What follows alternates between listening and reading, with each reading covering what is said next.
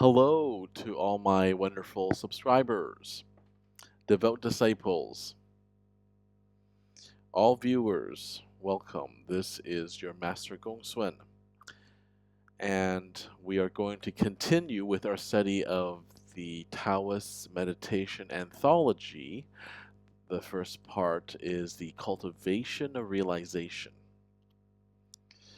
compiled and translated by Thomas Cleary. Today's topic, self-examination. Let us begin. Self-examination means examining your own mind. Of the 24 hours of the day, how much of the time does your mind remain inside, and how much of it is it outside? If you do this for a long time, you will naturally attain some power. In olden times, there was a man who used black and white beans to make a record of a self-examination of mind. Whenever he had a good thought, he would put a white bean in a bowl, and when he had a bad thought, he would put a black bean in the bowl. At first, there would be mostly black beans. Later, the black and white would be half and half. Eventually, there would be mostly white beans, then nothing but white beans. Ultimately, there would not even be any white beans. Oh. So it went from negative thoughts to positive thoughts because he caught himself. He examined himself and he realized, hey, all my thoughts are negative, they're bad. Why don't I turn them into positive thoughts? Why don't I think only positive thoughts? So eventually the beans became white.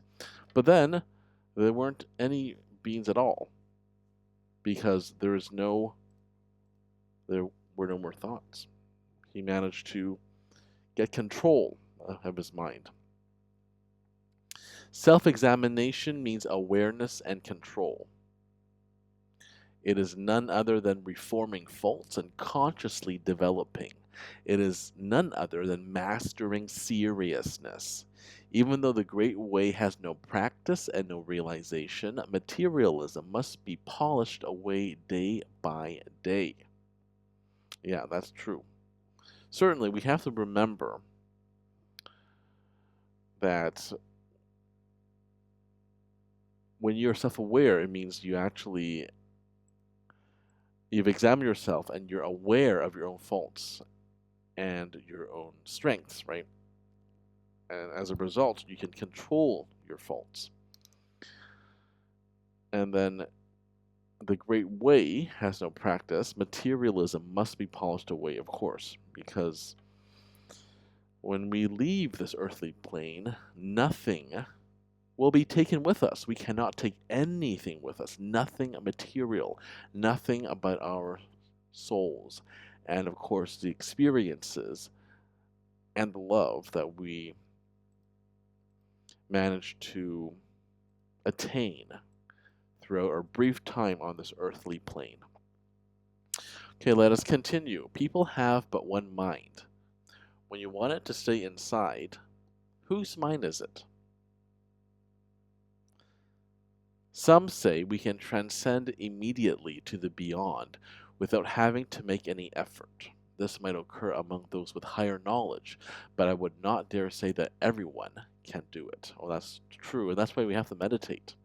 Certainly, I am in the middle of compiling a course for my wonderful students, and in it I stress the importance of meditation.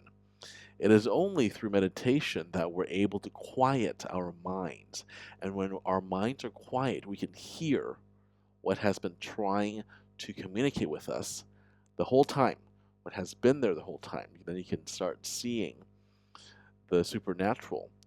You can open up your third eye and you can see so much more than the material realm. Alright, this has been your Master GongSun as usual. Keep living in alignment with the Tao.